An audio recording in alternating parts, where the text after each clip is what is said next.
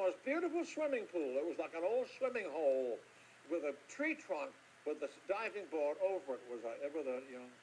Well, one Sunday, I guess, Lucy had said, well, bring him out here. Bring him and his girlfriend out here, you know. So Benita and I, we found our way out to Chatsworth. And just, as you can see, just had a lovely, lovely time. Your father also was an enormous, wonderful cook. And they would have great parties where he would, his black beans and rice and all of those things, the Cuban dishes that he would cook. And the parties were his prerogative. I mean, he would plan them, he would invite me, he would do the cooking. Of course, he was visited constantly by this crazy group of New Yorkers from the Convent Club.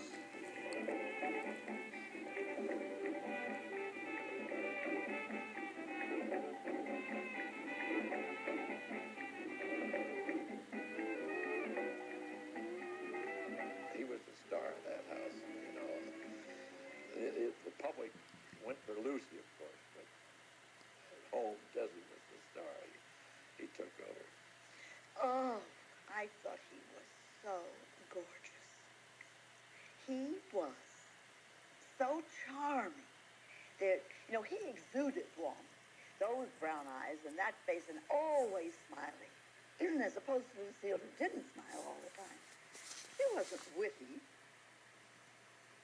She didn't make bon mots. She was a very serious woman. Lucy was always very quiet, really.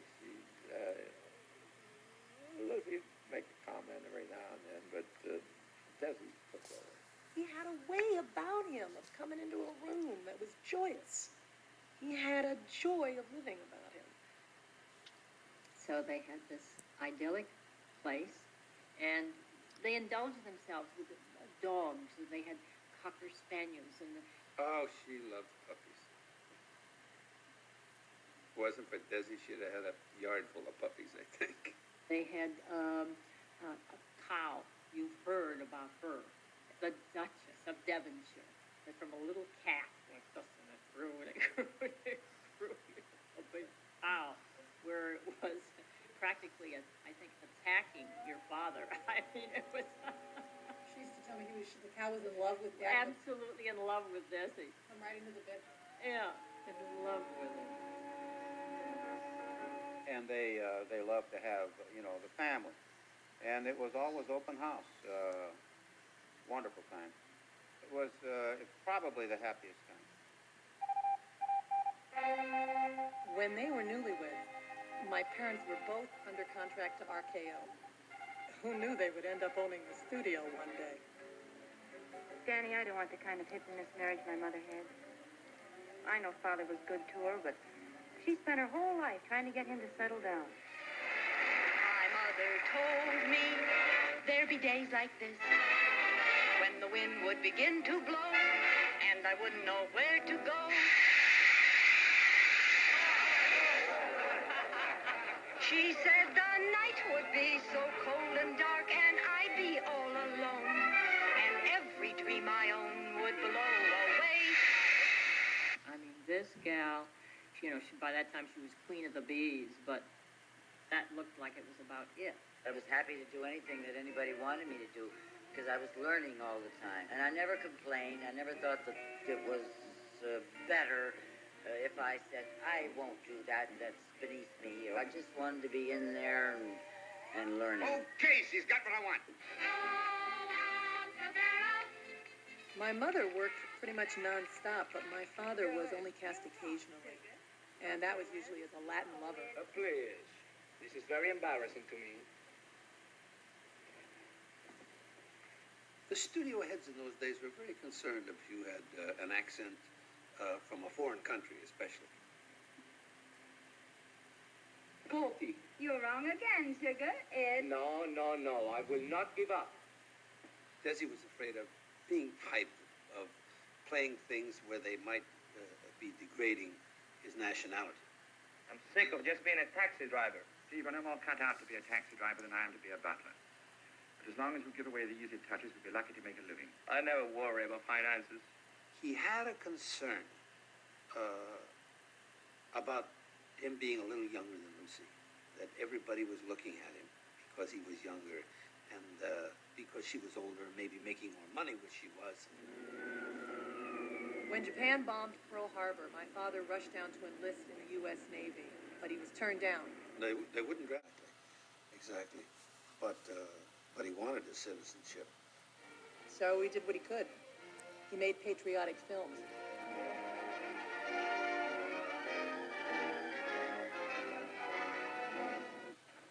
Tell me, how is it a Cuban hotfoot like you comes all the way over here to join the United States Navy? Well, the United States helped to make Cuba free, so I come here to free the United States. I think you got something there. Get on board, sailor. Aye, aye. ¿Cómo tú te llamas, Masabi? ¿Cómo tú te llamas, Masabi? What is your name? Listen to me. Todo el mundo dice Masabi. He was a sailor. We were enlisted men, and it was, in those days, a brave little piece of casting to show another piece of America, this young fellow with an accent and everything else. Yeah, Desi was very underrated as an actor. Number one, Bataan, the death scene was more or less kind of a classic. It was so well done, yeah.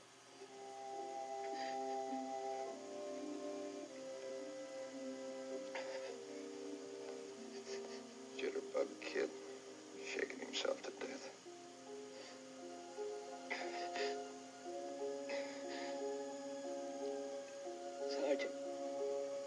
Sergeant. I still. Sí, Padre. Sí. Yes, Father, I remember. I learned it by heart. Just like you say. Pecados ni mis cogitaciones. I confess that I have sinned exceedingly. Verbo et opera. Thought, word, and deed. Mea culpa. Through my fault. Mea culpa. Through my fault. Mea... Through my most grievous fault.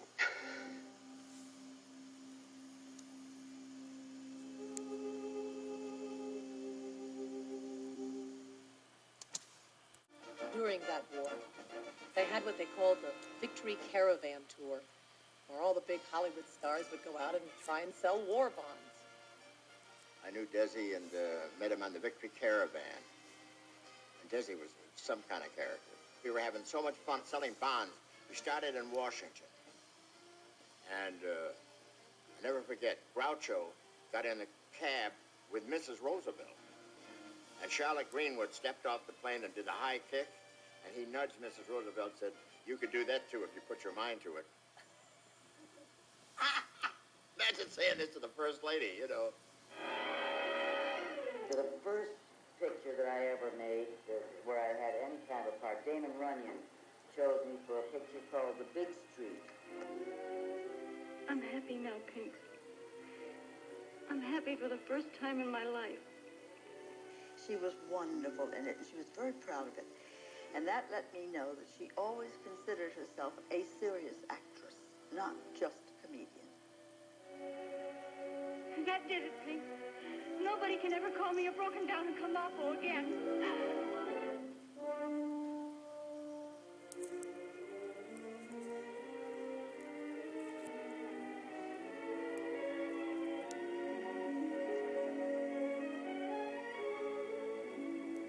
He got me up there as fast as he could, and all the time I'm dying, my head's bobbing, I'm dead. My arms are hanging, and he's saying, "Christ's sake, what'd you eat for lunch?" Well, Best Picture or not, it didn't make a dime, and RKO dropped her contract. Luckily, though, she signed on with MGM. Well, I don't mind the band playing, but if this crowd doesn't stop shoving, I'll scream.